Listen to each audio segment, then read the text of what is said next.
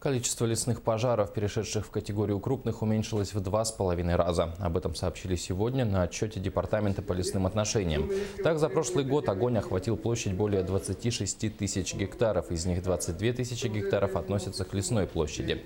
За тушение пожаров было потрачено более 280 миллионов рублей. Также за 2015 год выявлено около 200 нарушений лесного законодательства. Количество незаконной рубки лесов составило почти 150 случаев. По данным департамента, объем незаконной заготовки древесины составляет порядка 12 тысяч кубических метров.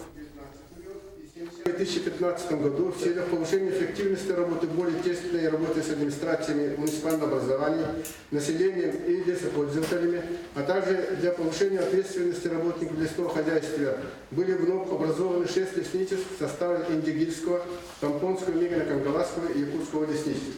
Это Колымская, Верхоянская, Сангарская, Татчинская, Чуапчинская и Нарвская. Таким образом, сегодня мы имеем 25 лесничеств. Практически в этом году решили все организационные вопросы создания этих лесничеств.